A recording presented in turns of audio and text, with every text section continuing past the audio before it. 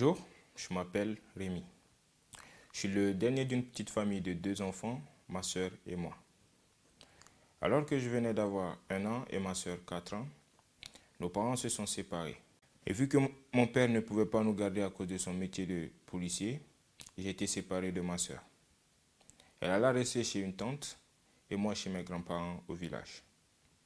À l'âge de 7 ans, je rejoins mon père en ville pour rester avec lui et ma soeur n'était pas là. Mon père s'était marié et avec ma belle-mère, j'ai commencé à aller à l'église. Très jeune, je lisais ma Bible, tout me réussissait. Néanmoins, ma belle-mère et mon père me donnaient tout ce dont j'avais besoin, mais plus le temps passait, plus j'étais triste de ne pas voir ma mère biologique ni ma soeur. Je me sentais seul, alors cette frustration commençait à se transformer en haine, car je disais, si ma mère était là, ce serait peut-être différent. Mais très jeune, je ne pouvais pas demander ce qui se passait à mon père, ou pourquoi ma mère n'était pas là, ou pourquoi ma soeur n'était pas avec nous. Donc, je réussissais, mais tout au fond, j'étais triste. À l'âge de 9 ans, je quitte à nouveau mes parents, car mes résultats m'ont permis de décrocher une bourse pour une école militaire au Niger, à Niamey. Au Niger, je n'avais pas d'église, j'étais à l'internat, je me suis détourné de Jésus, je ne priais plus, et quand je ratais les vacances au Togo, je ne voulais plus aller à l'église. Plus je grandissais, plus cette frustration augmentait et la haine s'installait de ne pas voir ma grande sœur à mes côtés, de ne pas connaître ma mère biologique, car c'est un sujet qu'on n'a jamais évoqué avec mes parents.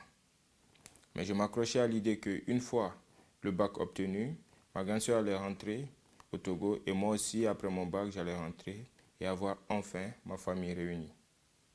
Ma belle-mère me donnait l'amour dont j'avais besoin.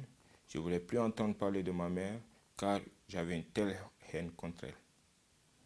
Depuis ma naissance, on ne pouvait pas me montrer une photo de ma mère et j'allais dire que c'était elle car je ne l'ai jamais connue et je n'ai aucun souvenir d'elle. Cependant, tout allait bien, mais j'avais abandonné Jésus, je ne priais plus et ma belle-mère n'a cessé de m'amener à l'église, de me montrer la voie, mais j'y allais que pour lui faire plaisir.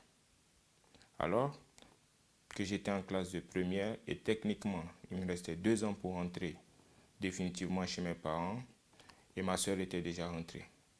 Un samedi, alors que je m'apprêtais à sortir, je reçois un message de ma soeur qui me dit « Bonjour petit frère, je suis tombée enceinte, papa m'a chassé de la maison et je te demande de faire de ton mieux pour les rendre fiers car moi j'ai pas pu et pardon par la même occasion petit frère. » Et là, c'est tout mon rêve d'une famille réunie qui s'écroule.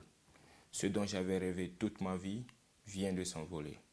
J'étais triste et ma mère biologique n'était pas là et j'ai pas de lien avec ma soeur. 2 ans passent et je rentre définitivement au Togo.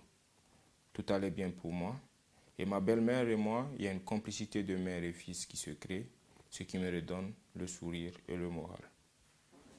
Mais j'avais toujours une haine contre ma mère car je ne voyais pas ma soeur.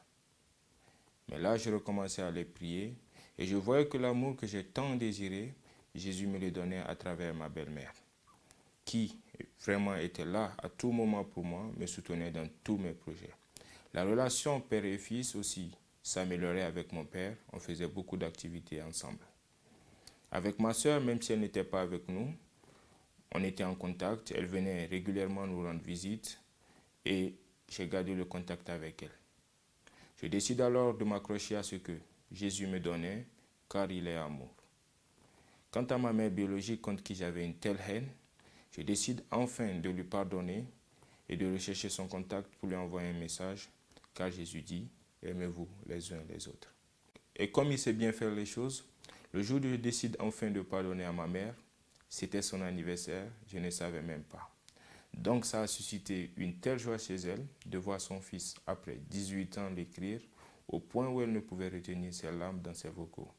Et même si je n'ai pas ce lien de mère et fils avec elle, je l'avais complètement pardonné. Depuis j'ai décidé de pardonner, j'ai ressenti une paix en moi que j'avais jamais connue. Car avant, j'étais heureux à l'extérieur, mais très triste à l'intérieur. Sur beaucoup de plans de ma vie, mon comportement changeait. Je suis en train de devenir une meilleure version de moi-même. Pour moi aujourd'hui, je ne peux rien faire sans Jésus, car il est le chemin, la vérité et la vie. Je m'appelle Rémi, ça c'est mon histoire.